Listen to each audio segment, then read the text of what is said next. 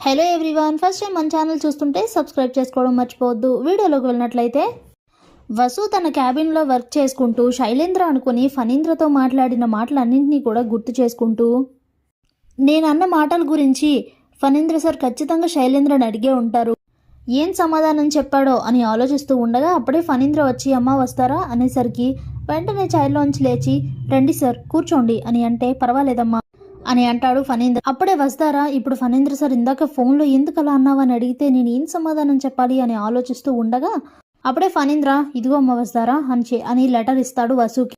అప్పుడే వస్తారా ఆ లెటర్ ఓపెన్ చేసి చూసి షాక్ అవుతుంది.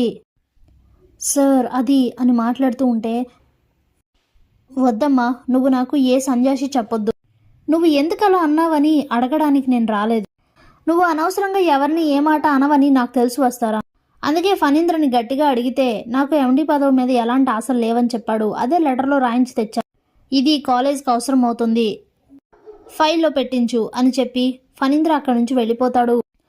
అప్పుడే వస్తారా ఫణీంద్ర సార్ బయటికి అడగలేకపోతున్నారు కానీ మనసులో ఎంత ఫీల్ అవుతున్నారు, నేనే కొంచెం చూసుకొని ఉంటే బాగుండేది అనుకొని వసు కూడా చాలా బాధపడుతుంది. ఇదిలా ఉండగా దేవయాని ఇంట్లో శైలేంద్ర తన గదిలో ఉండగా చాలా కంగారుగా దేవయాని శైలేంద్ర దగ్గరకు వచ్చి ఏంట్రా ఇలా జరిగింది అని అడుగుతుంది.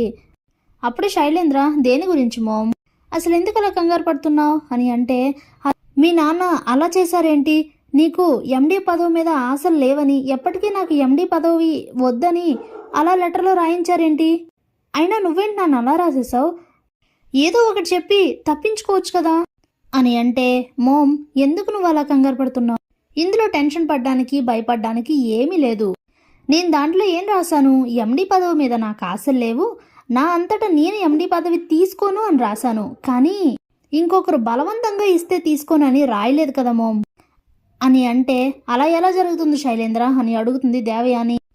మరి అంతే కదా మోమ్, వసుధార తనంతట తనే ఎండి సీట్ని నాకు ఇస్తుంది అని అంటే మరి మీ నాన్న అని దేవయాని అంటే మోమ్ నువ్వేం కంగారు పడకు, రిషి వచ్చాక డాడీని రిషియే ఒప్పిస్తాడు, జరగాల్సినవన్నీ సజావుగా జరుగుతాయి మోమ్, డాడీ నన్ను ఎండి సీట్లో కూర్చోబెడతాడు చూడు, నువ్వు అనవసరంగా టెన్షన్ పడకు అని చెప్పి శైలేంద్ర అక్కడి నుంచి వెళ్ళిపోతాడు. అప్పుడే దేవయాని ఏం జరుగుతుందో ఏంటో అనుకుంటూ ఉంటుంది. అలా 10 రోజుల తర్వాత ఓ రోజు ఉదయాన్నే కాలేజ్లో మీటింగ్ అరేంజ్ చేస్తారు. బోర్డు మెంబర్స్తో సహా అందరూ కూడా మీటింగ్కి అటెండ్ అవుతారు. అప్పుడే శైలేంద్ర అందరూ వచ్చేసారుగా మీటింగ్ స్టార్ట్ చేద్దామా డాడ్ అని అడిగితే అప్పుడే బోర్డు మెంబర్స్ అదేంటి సార్ ఎండీ గారు రాకుండా మీటింగ్ ఎలా స్టార్ట్ చేస్తాం, వసుధార మేడం ఇంకా రాలేదు కదా అని అంటే వసుధార మేడం ఇక రారు అని అంటాడు శైలేంద్ర. స్టన్ అవుతారు బోర్డు మెంబర్స్ అందరూ.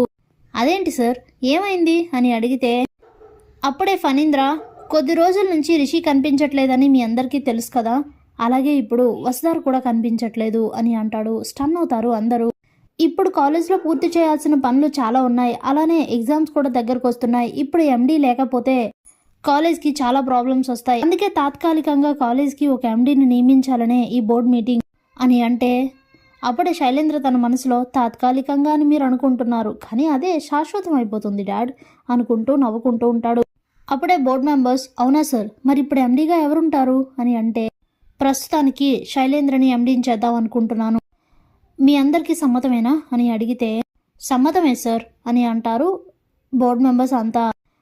అప్పుడే ఫణీంద్ర ఈ రోజు నుంచి డిబిఎస్టీ కాలేజ్కి ఎండీ శైలేంద్ర భూషణ్, రా శైలేంద్ర వచ్చి ఎండీ చైర్లో కూర్చో అనేసరికి చెప్పలేనంత హ్యాపీగా ఫీల్ అవుతారు తల్లి కొడుకులిద్దరూ. ఇక శైలేంద్ర వెళ్ళి ఎండీ చైర్లో కూర్చుంటాడు. తప్పనిసరి పరిస్థితుల్లో శైలేంద్రని ఎండీని చేశాడు కానీ ఫణీంద్రకైతే అస్సలు ఇష్టం ఉండదు శైలేంద్ర ఎండీగా ఉండడం. ఇక ఎండీ క్యాబిన్కి వెళ్తారు ఫణీంద్ర, దేవయాని, శైలేంద్ర ముగ్గురు. అప్పుడే ఫణీంద్ర వెళ్ళా చైర్లో కూర్చో అని అంటాడు. ఇక శైలేంద్ర వెళ్ళి ఆ ఎండీ చైర్ని మొన్న ఎండీ చైర్ని ముట్టుకోవడానికి కూడా వీల్లేదు అని వసు అన్న మాటలన్నీ గుర్తు చేసుకుంటూ అయ్యో వసుధారా ఆ రోజు ఎండీ చైర్ని ముట్టుకుంటేనే పెద్ద రచ్చ చేశావు, కానీ ఇప్పుడు అదే ఎండీ చైర్లో నేను కూర్చుంటున్నాను, ఈ దేశ శాశ్వతం అనుకుంటూ చాలా హ్యాపీగా ఫీల్ అవుతూ ఎండీ చైర్లో కూర్చుంటాడు శైలేంద్ర. అప్పుడే ఫణీంద్రకి ఆ చైర్లో శైలేంద్ర కూర్చున్న రిషినే గుర్తుకొస్తూ ఉంటాడు. ఇక సరే నాకు పనుంది అని చెప్పి అక్కడి నుంచి వెళ్ళిపోతాడు ఫణీంద్ర. అప్పుడే దేవయాని చాలా చాలా హ్యాపీగా ఫీల్ అవుతూ పొంగిపోతూ ఉంటుంది కొడుకుని చూసి.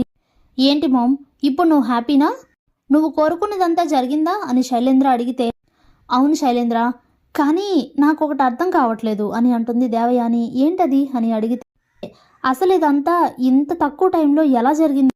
ఇంతకీ వస్తారు ఏమైంది అని అడుగుతుంది దేవయాని. చెప్తాను మామ్, అన్నీ నీకు కూడా చెప్పే టైం వచ్చేసింది. అసలు ఏం జరిగిందంటే అంటూ జరిగింది చెప్తాడు శైలేంద్ర. భద్ర వసుధార వాళ్ళ ఇంట్లోనే ఉంటూ వసుధారని మొత్తం వాళ్ళ ఇంటి పరిస్థితుల్ని బాగా గమనిస్తూ ఉంటాడు.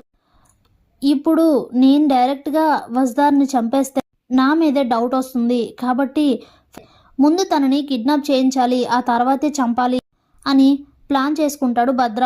ఓ రోజు ఉదయాన్నే వసుధార కాలేజ్కి బయలుదేరుతున్నప్పుడు భద్ర దగ్గరకు వచ్చి వెళ్దామా అని అడిగితే, మేడం ఈ ఒక్క రోజుకి మీరు వెళ్ళిపోతారా?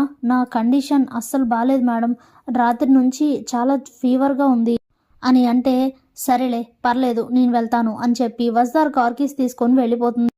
వస్తూ ఉండగా దారిలో కొంతమంది వసుని అడ్డగించి తననైతే కిడ్నాప్ చేస్తారు. అది మొమ్ జరిగింది. కానీ వసుధార ప్రాణాలైతే ఇంకా పోలేదు. ఆ వార్త కూడా నువ్వు త్వరలోనే వింటావు అని అంటాడు శైలేంద్ర. చాలా హ్యాపీగా ఫీల్ అవుతుంది దేవయాని. Thanks for watching.